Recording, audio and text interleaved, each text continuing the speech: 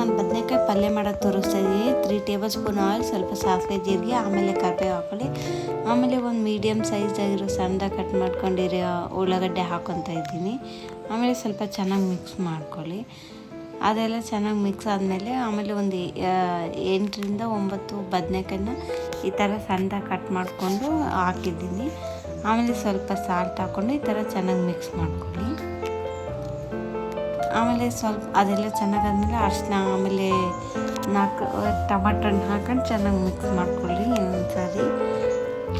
ಆಮೇಲೆ ಒಂದು 5 ನಿಮಿಷ ಆದಮೇಲೆ 2 ಸ್ಪೂನು ಖಾರ ಪುಡಿ ಹಾಕ್ಕೊತ ಇದ್ದೀನಿ. ಆಮೇಲೆ ಸ್ವಲ್ಪ 1-2 ಪಿಂಚಷ್ಟು ಟ್ಯಾಮ್ರಿನ್ ವಾಟರ್ ಹಾಕ್ಕೊತಿದ್ದೀನಿ, ನೆನೆಸ್ಕಿಟ್ಕೊಂಡಿರೋದು. ಅದು ಹುಣಸೆಹಣ್ಣು ಹುಳಿ ಆದಮೇಲೆ ಸ್ವಲ್ಪ ಚೆನ್ನಾಗಿ ಮಿಕ್ಸ್ ಮಾಡ್ಕೊಳ್ಳಿ.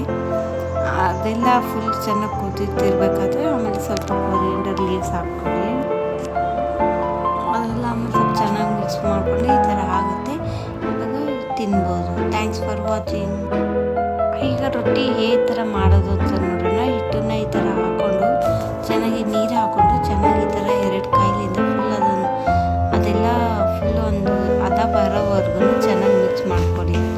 ನೀವು ಎಷ್ಟು ಈ ಥರ ಮಾಡ್ಕೊತೀರಿ ಅಷ್ಟು ಚೆನ್ನಾಗಿ ರೊಟ್ಟಿ ಬರುತ್ತೆ. ಈ ಥರ ಎಲ್ಲ ಚೆನ್ನಾಗಿ ನೋಡ್ತಾ ಇರ್ಬೋದು. ಅದೆಲ್ಲ ಮಾಡಿದ್ದಾದಮೇಲೆ ಈ ಥರ ಒಂದು ಸಣ್ಣದಾಗಿರೋದು ತೊಗೊಂಡು ಈ ಥರ ಚೆನ್ನಾಗಿ ಹೀಗೆಲ್ಲ ಮಾಡಿ ಆಮೇಲೆ ಸ್ವಲ್ಪ ಹಿಟ್ಟು ಹಾಕ್ಕೊಂಡು ಈ ಥರ ಹಿಂಗೆ ರೌಂಡ್ ಮಾಡ್ಕೊತ ಫುಲ್ ತಿನ್ನಾಗಿ ಮಾಡ್ಕೋಬೇಕು. ಆಮೇಲೆ ಅದು ಹಂಚಿನ ಮೇಲೆ ಹಾಕಿ ಈ ಥರ ನೀರನ್ನ ತೊಗೊಂಡು ಅದಕ್ಕೆ ರೊಟ್ಟಿಗೆ ಅಪ್ಲೈ ಮಾಡಬೇಕು. ಅದು ಫುಲ್ ಹೀಟ್ ಮೇಲೆ ಇಟ್ಟಾದಮೇಲೆ ಅದು ಆಗೋವರೆಗೂ ಸ್ವಲ್ಪ ಬಿಡಬೇಕು. ಆಮೇಲೆ ಈ ಥರ ಇನ್ನೊಂದು ಸೈಡು ಫ್ಲಿಪ್ ಮಾಡಿಕೊಂಡು ಈ ಥರ